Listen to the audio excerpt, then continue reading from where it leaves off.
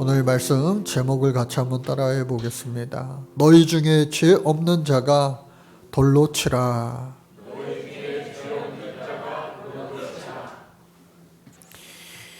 잊을만 하면 가끔씩 어느 순간부터 터지는 테러가 있습니다. 연예인들 테러도 있고 또 정치인들 테러가 요 근래에도 계속해서 있었죠. 크고 작은 그러한 일들을 볼 때마다 계파를 떠나서 색깔을 떠나서 저러면 안 되는데 모든 사람들이 대부분의 사람들이 이구동성으로 말하고 생각하게 됩니다. 테러 참 무섭죠. 그런데 저도 예전에 여기 말고 이제 저쪽에서 이사 오기 전에 목회할 때 그 완전히 초창기였던 것 같아요. 우리 비전을 만찬 무료급식을 하기 이전에 비전을 얻어놓고 제가 거기 숙소로 총각 때 사용을 했어요. 거기서 이렇게 있다 보면은 바깥에 뭐 오가는 골목에 오가는 소리가 많이 들리죠. 특히나 이제 조용한 시간대에는 더더욱 들리곤 합니다. 재미난 일들도 참 많았어요.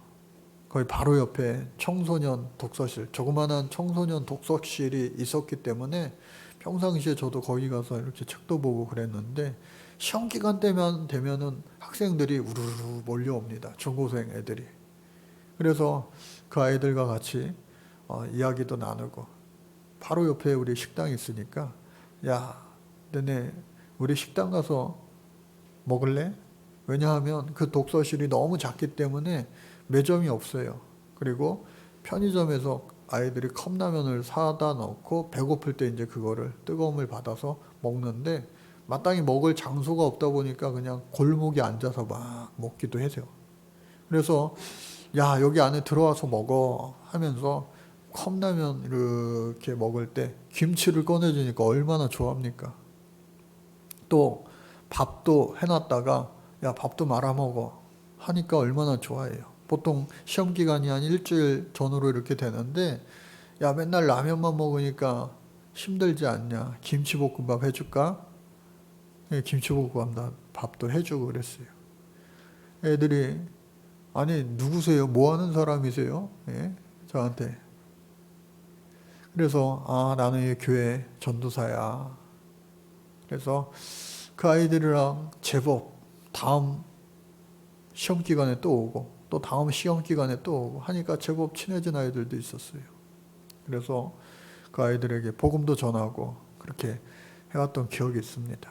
그런데 좋은 기억만 있는 것이 아니라 안타깝게도 그 도서관에는 사실 공부 열심히 하는 애들이 오는 도서관이 아니라 시험 때 바깥에서 놀다가 도서관에서 놀 아이들이 오는 거예요. 그러니까 열심히 공부하기보다는 그저 그래도 시험이 기간이니까 명색에 도서관이라도 한번 가야지. 근데 어느 날 갑자기 이 저녁 시간에 일과를 마치고 이렇게 쉬고 있는데 바깥에서 막 싸우는 소리가 들리는 거예요. 문을 이렇게 열어봤더니 이쪽 도서관 앞에 아이들과 이 동네 어느 술 취한 아저씨가 둘이 싸우는 거예요. 아저씨는 혼자 계시고 아이들은 여러 명 같이 있고 예나 지금이나 애들이 얼마나 또 흥분하면 무섭습니까? 막 그 술 취한 아저씨들을요 막 약 올리더라고요.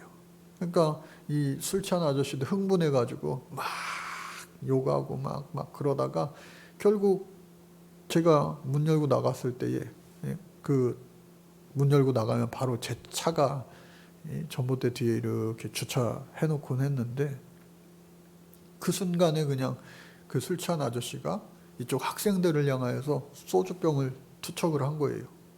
근데 술 취했으니까 그 병이 어디에 맞았느냐? 제 차 앞유리창에 그냥 딱 맞아가지고 야, 술 취했는데 힘도 좋으시더라고요. 깨지고 말았어요.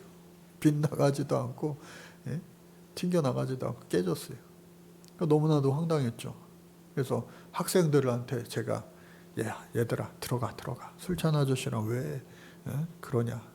들어가. 애들 달래가지고요. 들여보내고. 또 그 술 취한 아저씨, 그만하세요, 그만하세요. 그러고 보니까 제 유리창이 깨졌는데, 예, 그 옆에 파출소가 바로 옆에 또 있었어요. 파출소에서 경찰들이 와가지고, 아이들은 없어졌으니까, 예? 이 아저씨랑 저랑 싸웠는지 알고. 그 차 깨진 것을 보고 이 차 주인이 누군가 했더니, 제 차예요. 그러면은 이게 어찌됐든, 경찰서에 같이 가셔서 조서를 쓰셔야 되겠습니다. 해가지고요, 제가 송파경찰서 가가지고 조서 쓰고 나왔어요. 기억 남는 건 뭐냐? 처벌을 원하십니까? 원치 않습니다. 선처해 주세요. 술 취해서 그냥 실수했나 봅니다. 하고 나왔어요. 사건이 다 그냥 끝났죠. 예? 제 돈으로. 그때 얼마나, 예? 교회가 힘들고 수입이 하나도 없을 때인데 앞유리창 그때 한 2~30만 원 돈 들여가지고, 예? 갈고 술 깨면 한번 고맙다고 미안하다 얼마도 하는데 끝까지 오지 않았어요. 그 아저씨는. 학생들도 또 이후에 야, 다음부터 그러지 마라. 그런 일이 있었습니다. 또 한 가지 말씀을 준비하면서 생각나는 일은 저 정동제일교회에 제가 밤 예배에 설교를 하러 간 적이 있어요. 그래 설교를 하고 얼마나 기분 좋게 또 차를 타고 이제 간병문로를 타기 위해서 이렇게 마포를 지나는데 공덕오거리가 꽤 큽니다. 그곳에서요 빨간불을 대기했다가 파란불이 켜져서 이제 직진을 하는데 제 차를요 왼쪽에서 이렇게 부딪히는 거예요. 근데 운전하시는 분들 아시겠지만 부딪히면요 느낌이 확 나잖아요. 그럼 바로 떼야 될 텐데 계속해서 밀고 들어오는 거예요, 차를. 너무 황당하더라고요. 저는 직진하는데 제 차를 밀고 들어오니까 두 차가 서게 됐어요. 운전석 문을 열고 나가고 싶어도 이 차가 예? 부딪혀 놓고 움직이질 않으니 이 조수석 문으로 열고 나가가지고 딱 보니까 오늘 아저씨가 있어요. 운전한 아저씨. 문 열어보세요, 문 열어보세요. 한참을 두들긴 다음에야 나오는데, 아이고, 문 여는 순간요, 이 술 냄새가 풍기는 거예요. 아이고, 술 드셨구나. 아저씨 이러지 말고 빨리 보험회사 연락해가지고 차 2대 빨리 끌고 가든가. 저는 제 보험사에다 연락할 테니.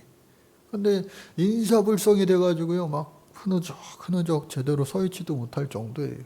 아니 이렇게 취한 분이 어떻게 차를 끌고 운전을 할 생각을 하셨나 이해가 되지 않더라고요. 그래서 빨리 부인한테 연락하세요. 예? 어느 보험사인지도 기억도 안 난대요. 부인한테 빨리 전화하시라고 제가 전화하겠다고. 근데 그 정신에도 뭐라고 하느냐. 우리 부인 알면 나 죽어. 안 돼. 큰일 나. 안 돼. 그러면요, 저기 형제들에게도 전화해보세요. 부인 안 되면 형제들, 자매들, 예? 누가 있을 거 아니에요. 그러니까, 안 돼. 우리 아버지가 경찰인데, 큰일 난다고. 그러던 사이에 경찰차가, 이 차가 2개가 사고 났는데 치우지도 않고 있으니, 거기가 공덕오거리, 얼마나 붐비는 데예요. 차 빼세요. 예? 하다가 결국 우리한테 다가와가지고 빨리 보험사 불러가지고 차 빼야지 이렇게 있으면 어떡하냐고 하는데 한 사람은 비틀거리고 술의 냄새가 막 풍기니까 술 드셨네? 바로 그 옆에 있는 마포경찰서로 또 갔어요. 또 거기서 조서를 쓰고 나오는데 마지막 저에게 처벌을 원하십니까? 처벌을 원치 않습니다. 선처해 주세요. 신원조 해보니까 진짜 아버지가 경찰이에요. 예? 이후에 저를 한번 찾아왔더라고요. 연락처를 받아서 그러는지.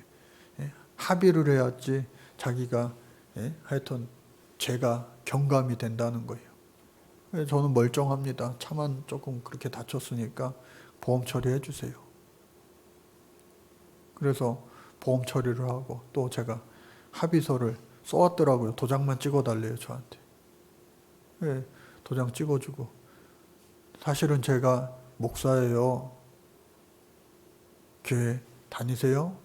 어렸을 때 가봤대. 그럼 다시 교회 다니시고 정말 큰일 날 뻔하셨어요. 인사불성 된 상태에서 저랑 부닥치지 않고 강병문으로 진입을 했거나 아니면 올림픽 대교를 진행을 해서 100km 이상 막 밟다가 사고 났으면 아저씨도 또 여러 사람 큰일 날 뻔했어요. 그나마 저 같은 사람 만나가지고 다행인 거예요. 그렇게 이야기를 하니까 고맙다고 하면서 갔습니다. 이처럼 우리가 살면서요, 정말로 이게 생각지도 않은 큰일, 마치 내가 테러 당한 건가 싶은 정도의 그 마음이 들 정도로 정말로 예상치 못한 그런 봉변을 당할 때도 우리 있어요. 그런데 얼마만큼 그들을 상대방을 용서해 줘야 되느냐. 성경에서는 하루에 490번을 용서하라. 그 용서 다 하다가는 정말로 이거는 인생 살기가 힘겨울 정도로 그렇게 될 수도 있어요.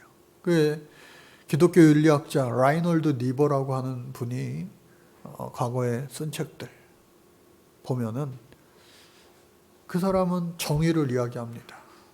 기독교 윤리학자, 목사죠, 신학자죠. 그러니까 하나님의 아가페 사랑, 예수님의 그 아가페 사랑을 우리 사람은 실천할 수 있다 없다? 가끔 있다. 성령 충만해서요, 우리가 용서해주고 또 용서해주고 하지만 우리가 예수님이 아닌지라 우리도 한계가 있다는 거예요. 한계. 인간의 한계. 부모가 자식을 용서합니다. 하지마. 한 번 더 하면 안 돼. 맞는다. 혼난다. 때린다. 여러분 부모한테 한 번도 안 맞아본 자녀들 있습니까? 우리 아빠의 한계치, 우리 엄마의 한계치, 우리 부모의 한계치가 다 누구나 있는 거 아니겠어요? 나의 한계치도 있는 거예요. 친구들과의 관계, 뭐 여러 사람들과의 관계. 참고 참지만 어느 순간 나도 폭발하게 돼 있잖아요. 역사의 무대에서, 원역사, 처음 아담과 하와서부터 지금에 이르기까지 모든 역사 가운데 한계를 지니지 않은 사람은 딱 한 명 있었으니 하나님의 아들 예수 그리스도다. 예수님도 화내신 적이 한 번도 없으실까요? 아니에요. 성전에 올라가셔서 장사하고 성전을 더럽히는 자들을 향하여 이놈의 자식들, 독사의 자식들, 우리 성경에 그렇게 표현됐는데 물건을 막 엎으시고 막 채찍으로 내리치고 얼마나 그 화가 나셨는지 예수님도 그렇게 하셨어요. 소위 말하는 성전 정화죠. 그러면은 그것도 예수님이 혈기를 부리신 건가라고 묻는다면 그건 아니에요. 왜? 아버지 집을, 성전을 깨끗이 정화하신 사건이시기 때문에. 하여간 예수님은요, 평생을 사랑만 하셨어요. 저와 여러분들도 평생을 사랑만 할 수 있기를 주님 이름으로 간절히 축복합니다. 그런데 그게 안 되잖아요. 애들 크면은 말 안 들어가지고 아우 자식인지 왼수인지. 그런데 애기들 어렸을 때 얼마나 사랑스러워요. 천사 같잖아요. 근데 그 천사 같은 애들도요, 기쁘기만 합니까? 육아 전쟁이라는 말이 왜 나와요? 너무 힘드니까. 그러니까 우리가 정말로 사랑하고 싶은데 이게 맞나? 어디까지 해야 되나? 그런 물음표가 들기도 하고, 또 하나는 그 내 사랑의 용량, 그릇이라고 그러죠. 내 그릇의 크기가 정해져 있기 때문에 그렇습니다. 그럼에도 불구하고 그 사랑에, 하나님 사랑에 흉내라도 내는 것, 라이놀드 니버는 그것을 사랑의 근사치라 표현하며 그것을 정의라고 표현을 했습니다. 그 정의의 수준은요, 시대마다 다르고요, 또 세대마다 다르고 지역과 환경, 그러니까 시간과 공간의 한계를 받게 되는 거예요. 옛날 아빠들은 월급날 통닭 한 마리 사다 주면요, 이야, 좋은 아빠 소리 들었어요. 요즘은 아빠들은요, 맨날 통닭 먹고 싶을 때마다 사줘도 좋은 아빠 소리 못 들어요. 그 수준이요, 계속해서 달라진다는 거예요. 그런데 변함없으신 하나님의 사랑, 그 사랑은요, 어제도 오늘도 또 앞으로도 영원 무궁토록 끝이 없으시다, 한계가 없으시다 라고 하는 거예요. 그래서 우리는 예수님 사랑을 흉내라도 내지만 그 흉내내는 거 대단하죠? 그런데 그 흉내의 수준을 더욱더 시간이 갈수록 한 단계씩 높이는 것, 그것이 바로 우리 소위 말하는 정의의 수준을 한 단계 업그레이드 시키는 거예요. 그럼에도 불구하고 천국과 같은 곳이 될 수는 있지만 천국이 될 수 없는 거예요. 여러분들 가정이, 여러분들 교회가 천국 될 수 있기를 주님 이름으로 축복합니다. 그러기 위해서는요, 저와 여러분들이 천사 같아야 되지 않겠어요? 오늘 성경은 교회 바깥의 사람들도요, 너무나도 유명한 말씀이에요. 다 아는 말씀이에요. 제목, 이 말씀이 얼마나 많이 세상 사람들 가운데도 회자됩니까? 근데 오늘 성경을 자세히 좀 들여다보면, 아하, 예수님이 시험당하시는 건 내용이구나 하는 것을 우리는 알 수가 있습니다. 다 각각 집으로 돌아가고 예수는 감람산으로 가시니라. 성전에서 막 가르치시다가 사람들 보내고 홀로 감람산에서 기도하신 거예요. 그러니까 사도 바울이 이야기한 것처럼 항상 기뻐하라, 쉬지 말고 기도하라, 범사에 감사하라. 예수님이요, 몸소 먼저 실천을 하신 거죠. 우리 믿는 사람들도요, 기도로 시작해서 항상 기도로 끝이 나는 인생이어야 된다. 그래서 아침에 다시 성전으로 들어오실 때에 백성들이 또 구름대처럼 몰리는 거예요. 초막절이 이미 지나고 8일째 대성의 날도 이미 지났지만 사람들이요, 여기가 좋사오니, 예수님의 말씀을 좀 더 듣고 싶어서 고향으로 돌아가지 않고 또 생업전선으로 돌아가지 않고 예수님 앞에 모여든 사람들이 많았어요. 그런데 예수님을 잡아다가 죽이고 싶은 사람이 있는 거예요. 서기관과 바리새인들. 그 사람들이 예수님을 실제로 잡으려고 아랫사람들을 보냈는데 이들도 은혜 받고 이들도 예수님을 차마 잡지 못한 거예요. 너희도 미혹되었느냐? 직접 왔어요, 이제 직접. 근데 예수님을 잡을 그 함정을, 덫을 가지고 온 거예요. 한 여인을 막 끌고 왔습니다. 포박해서 왔겠죠. 그리고 예수님께 선생님이요, 라삐요 하면서 아주 다정다감하게 묻습니다. 그러면서 하는 이야기가, 이 여인은 음행 중에 현장에서 붙잡힌 여인입니다. 모세의 율법에는 그러한 여인을 돌로 쳐 죽이라고 되어 있는데 선생님이요, 어찌하면 좋겠습니까? 라는 질문을 하는 거예요. 실제로 모세의 율법을 보면은요, 레위기 20장 말씀, 그리고 신명기 22장 말씀인데 우리 같이 한번 볼까요? 같이 읽겠습니다. 시작. 누구든지 남의 아내와 간음하는 자 곧 그의 이웃의 아내와 간음하는 자는 그 간부와 음부를 반드시 죽일지니라. 신명기 말씀요.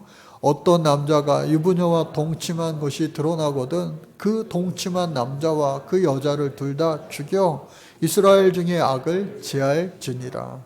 이게 이스라엘 사람들이 생명처럼 지키는 바로 유대 율법입니다. 모세 율법이에요. 모세 율법에는 이렇게 분명히 되어 있는데 이 여자가 현장에서 붙잡힌 거, 목격자들, 증인들이 얼마나 많은지 몰라요. 어떻게 할까요? 예수님이요, 즉답을 하지 아니하시고 성경 말씀해 보니까 어떻게 해요? 바닥에다가 글을 쓰시는 거예요. 바닥에다가 손가락으로. 뭐라고 쓰셨을까요? 예준아, 뭐라고 쓰셨을까? 예수님이.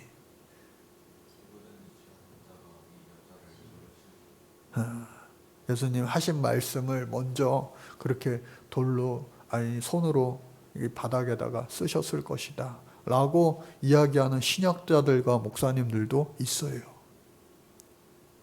또 과연 무슨 말을 쓰셨을까? 정답은 없습니다. 왜? 성경에 나와 있지 않으니까. 추측만 할 뿐이에요.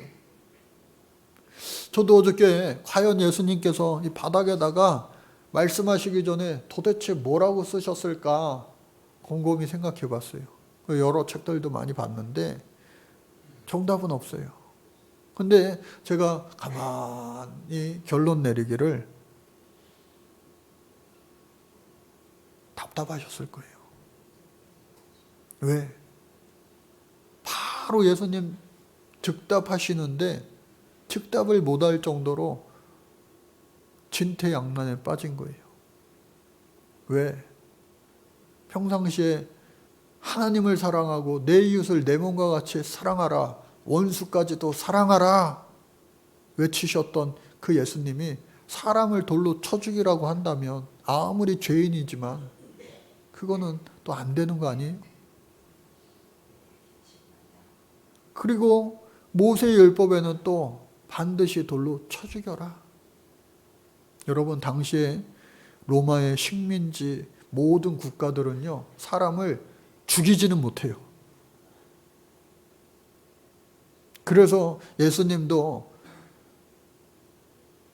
사형 재판을 받기 위해 끈질기게 총독 빌라도에게 찾아갔던 겁니다.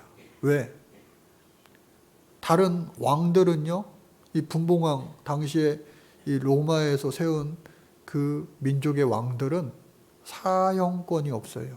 오로지 뭐 감옥에 가두거나 때리거나 그 정도, 벌금형이거나. 근데 사람을 죽일 수 있는 권한은 바로 로마의 황제의 그 직속 부하 총독에게만 있는 거예요. 그러니 예수님께서 그 모세율법 의지하여 그 여인을 돌로 쳐 죽여라 라고 했을 때 이건 종교재판이 돼서 사람을 죽이는 것이기 때문에 예수님은요, 바로 로마 군인에게 끌려가서 죽게 되는 겁니다. 서기관과 바리새인들이 이 점을 노린 거예요. 그리고 용서해줘라, 사랑으로 용서해줘라 라고 한다면 그토록 목숨처럼 생명처럼 지키던 모세율법을 반하는 자가 되는 거예요. 그러니까 이러지도 못하고 저러지도 못하고 정말로 이 어려운 시험에 예수님 뭐라 쓰셨을까? 제가 생각하기를, 주여 이것입니까? 어젯밤 감람산에서 내가 하나님 앞에 부르짖어 기도할 때에 너 내일 큰 시험 문제 만날 거야. 힌트를 주셨는데 주여 이것입니까? 그리고 어쩌면 또 이렇게 물어봤을 것 같아요. 아버지요, 어찌하오리까? 예수님도 혼란스러우셨을 것 같아요. 아버지요, 어찌하오리까? 근데 하나님께서 그 예수님께 답을 주시지 않겠어요? 명답을 주신 거예요. 무슨 답이요? 너희 중에 죄 없는 자가 먼저 돌로 치라. 그렇게 거기 나와 있는 모든 사람들, 흥분에 차 있는 사람들에게 전했습니다. 그리고 바닥에다가 또 쓰시는 거예요.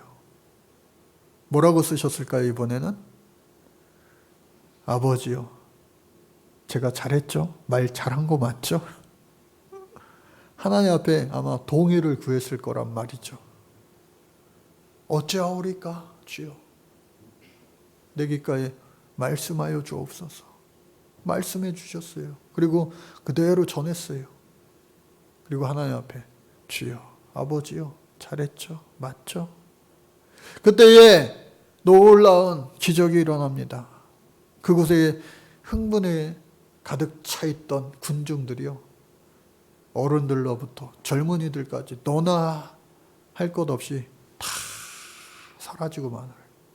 또 뿐만 아니라 예수님을 잡으러 왔던, 큰 증거를 가지고 왔던 그 바리새인과 서기관들조차도 다 도망가고 맙니다. 그 많던 사람들 가운데 그 자리에는요, 오롯이 딱 2명만 남았어요. 그 여인과 바로 예수님이었어요. 사랑하는 우리 성도 여러분, 우리도 인생 살 때 때로는요, 모함을 당할 때도 있고 우겨싸움을 당할 때도 있고, 또 제가 말씀 처음에 했던 것처럼 생각지도 않게 나는 똑바로 가는데 옆에 차가 와가지고 막 들이받을 때가 있고요. 가만히 있는데 자기들 싸움에 나 싸움 말리러 구경하러 나간 것도 아니고 뭐야 했는데 소주병에 내 앞유리창이 깨지고 마는 봉변을 당할 때도 있어요. 더더욱 누명을 쓰거나 속상한 일을 당하여 정말로 내 주위에 사람이 다 떠나갈 때도 있어요. 믿었던 사람들마저, 심지어 부모 형제마저도 다 나에게 등 돌리고 혼자 남는 그러한 사건들이 얼마나 우리 주변에 많이 일어납니까? 여러분, 주님 앞에 가는 그 순간도요, 혼자 가게 되는 거예요. 또 수술, 여러분 큰 수술대에 누워 보셨어요? 수술을 들어갈 때는요, 가족들 아무리 많아도 그 수술실에는요, 혼자 침대에 누워서 들어가는 거예요. 또 군입대 할 때도 마찬가지예요. 저는 저 대구 훈련소로 들어갔는데 친구들이랑 같이 기차 타고 버스 타고 갔지만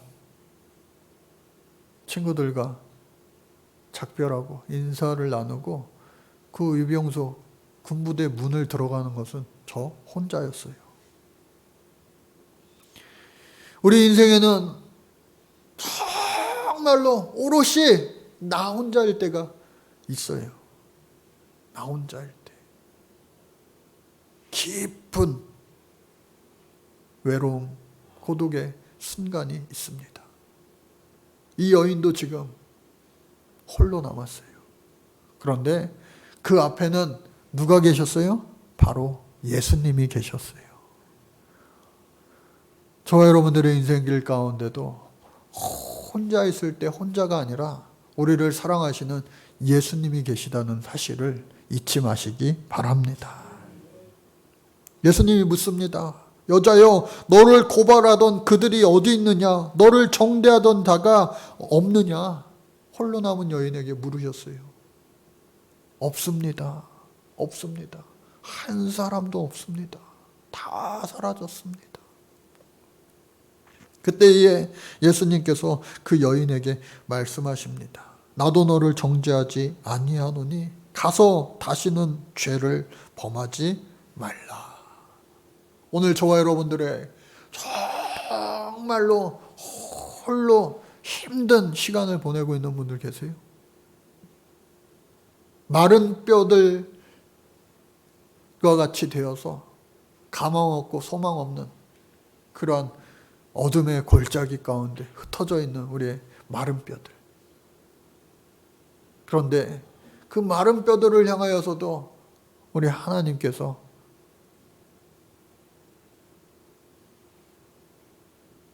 그 마른 뼈들을 다시 살리시면 반드시 살아나는 놀라운 역사가 있게 될 줄로 믿습니다. 이 여인은요, 가라! 다시는 그와 같이 죄를 짓지 마라. 나도 너 정죄하지 않아. 그 여인은 이제 예수님을 떠나서 살아갔을 거예요. 이미 얼굴이 팔렸기 때문에 아마 멀리 가지 않았을까 생각이 됩니다. 그리고 그 이후에 이 여인의 행적에 대해서는 뭐 자세히 우리가 알 수는 없어요. 그럼에도 불구하고 죽었다가 다시 살아났기 때문에 크고 작은 죄를 또 범할 수는 있지만 그럼에도 불구하고 살아난 거에 대한 고마움과 감사가 분명히 있을 것이죠. 오늘 저와 여러분들도요, 죽을 수밖에 없었는데, 한번 따라 볼까요? 죽을 수밖에 없었는데 우리 예수님께서 저와 여러분들을 십자가 지심으로 다시 살려주신 줄로 믿습니다. 살려주셨어요. 그래서 고린도후서 5장 14절 15절 말씀 우리 같이 한번 읽어볼까요? 시작. 그리스도의 사랑이 우리를 강권하시는도다. 우리가 생각하건대 한 사람이 모든 사람을 대신하여 죽었은즉 모든 사람이 죽은 것이라. 그가 모든 사람을 대신하여 죽으심은 살아있는 자들로 하여금 다시는 그들 자신을 위하여 살지 않고 오직 그들을 대신하여 죽었다가 다시 살아나신 이를 위하여 살게 하려 함이라.